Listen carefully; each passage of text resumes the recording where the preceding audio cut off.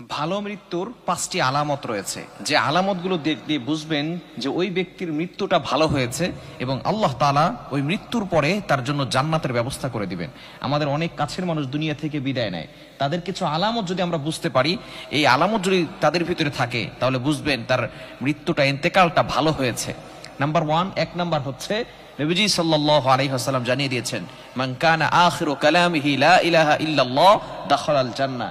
যে ব্যক্তির সর্বশেষ বাক্যটা লা ইলাহা ইল্লাল্লাহ হয়, উইল গো টু প্যারাডাইস, সে জান্নাতে চলে যাবে, আল্লাহ তাআলা তার জন্য জান্নাতটাকে সহজ করে দিবেন। সুতরাং শেষ বাক্যটা যদি লা ইলাহা ইল্লাল্লাহ হয়, আর এই জন্য আমাদের সব সময় এই আল্লাহ তাআলার জিকির বেশি বেশি করা দরকার।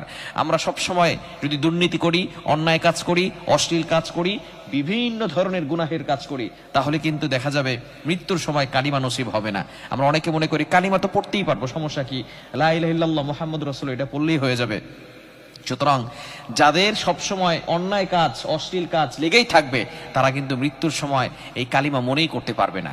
এজন্য কানা আখিরু কালামিহি লা ইলাহা ইল্লাল্লাহ দাখালাল জান্নাহ, যার সর্বশেষ বাক্যটা লা ইলাহা ইল্লাল্লাহ হবে, আল্লাহ পাক রব্বুল আলামিন ওই ব্যক্তির ব্যাপারে ভালো মৃত্যুর কথা বলেছেন এবং তার পরে আল্লাহ তাআলা তার জন্য জান্নাতের ব্যবস্থা করে দিবেন। নাম্বার 2, দ্বিতীয় নাম্বার আলামত হচ্ছে ইন্তেকালের সময় কপাল ঘেমে যাওয়া। কপাল ঘেমে যায় না, দেখবেন মুমিন ব্যক্তি, যে নবীজি সাল্লাল্লাহু আলাইহি ওয়াসাল্লাম জানিয়ে দিয়েছেন, মুমিন ব্যক্তিদের কপাল ইন্তেকালের সময় ঘেমে যায়, অর্থাৎ তার কপালে ঘাম চলে আসে।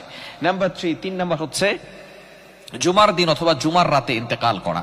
ভালো করে বুঝেন, জুমার রাত মানে হচ্ছে বৃহস্পতিবার দিন গিয়ে যে রাতটা আসে সেটাই হচ্ছে জুমার রাত, আর জুমার দিন মানে যেই দিন আমরা জুমার নামাজ পড়ি, এটা হচ্ছে জুমার দিন।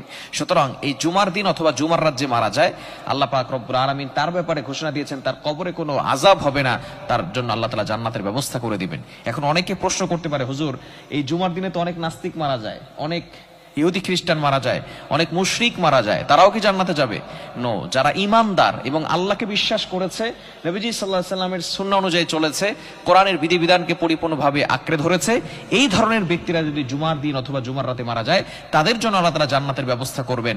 সুতরাং যাদের ভিতরে ঈমানই নাই, তাদেরকে কোনো হিসাব হবে না, বিনা হিসাবে তারা জাহান্নামে চলে যাবে। এজন্য অবশ্যই ঈমানদার হতে হবে, ঈমানের উপর অটল অবিচল থাকতে হবে।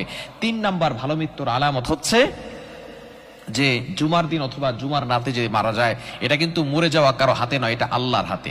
এজন্য ঈমানদার যদি এই দিন এই রাতে মারা যায়, আল্লাহ পাক রব্বুল আলামিন এটাকে ভালো মৃত্যু হিসেবে আখ্যায়িত করেছেন। 4 নাম্বার হচ্ছে খুবই গুরুত্বপূর্ণ, যারা আল্লাহর জন্য শহীদ হয়। শহীদ সমাজে আছে না নাই, কিন্তু আল্লাহর জন্য শহীদ হয়, যেটা একমাত্র আল্লাহ তাআলাকে সন্তুষ্ট করার জন্য, আল্লাহকে স্যাটিসফাই করার জন্য যারা শহীদ হবে, অর্থাৎ তার আল্লাহ তাআলাকে জন্য, আল্লাহ তাআলার দ্বীনকে টিকিয়ে রাখার জন্য সে জিহাদের ময়দানে যাবে, শহীদ হবে, এই সকল ব্যক্তিদেরকে আল্লাহ পাক রব্বুল আলামিন বিনা হিসেবে জান্নাতের ব্যবস্থা করে দিবেন।